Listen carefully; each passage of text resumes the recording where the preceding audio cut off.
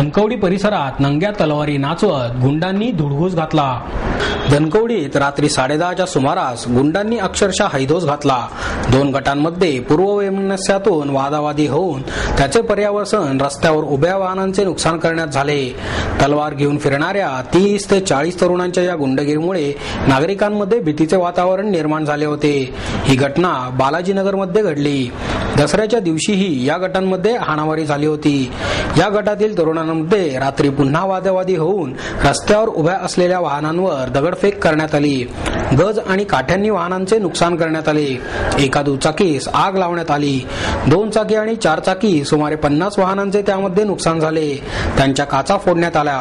पोलिसांनी रात्री 12च्या सुमारास ही माहिती समजल्यानंतर गुन्हे शाखेचे सहाय्यक आयुक्त विनोद सातव यांच्यासह अनेक वरिष्ठ अधिकारी आणि शीघ्र कृती दलाचे पथक घटनास्थळी आले। या गुंडांच्या दहशतीमुळे नागरिकांमध्ये भीती निर्माण झाली आहे। धास्तावलेले नागरिक घराची दारे बंद करून बसले होते। या तरुणांची नावे पोलिसांना समजली असून रात्री उशिरापर्यंत पोलीस त्यांचा शोध घेत होते।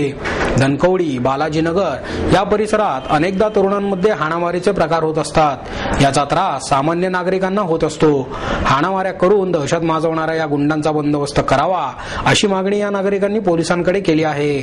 दरम्यान धनकवडी, बालाजीनगर या ठिकाणी खासदार सुप्रिया सुळे यांनी परिसरातील नुकसानीची पाहणी केली आणि येत्या 15 दिवसात या ठिकाणी पोलीस चौकी उभारण्यात येईल असे आश्वासन स्थानिक नागरिकांना दिले। त्याचप्रमाणे मीरा बोरवणकर यांनीही या परिसराला भेट देऊन नागरिकांशी संवाद साधला। अत्यंत एक गंभीर प्रश्न आहे हा आणि या भागात खरं या गोष्टी कधी झालेल्या नाहीत।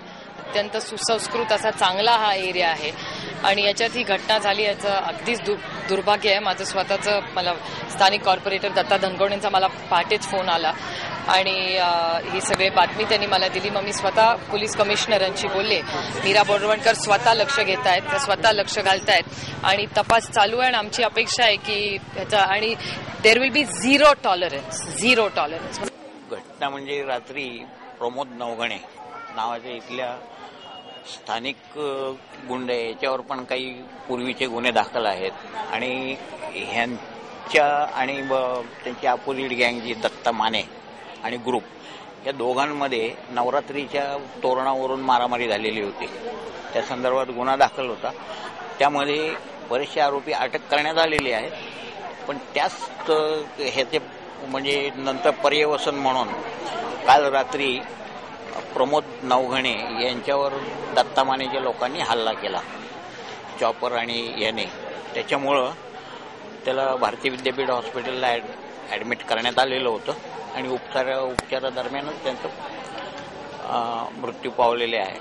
आणि त्यानंतर त्या संदर्भातले जे आरोपी आहेत दत्ता माने, कैलास माने आणि त्यांचे साथीदार जवळजवळ 15-16 लोक आहेत, ह्यांचे सर्व म्हणजे तपासणी झालेली पण अजून सगळे फरार आहेत। कोणी अजून हाती आलेले नाही आहेत, पण लवकरच मिळतील।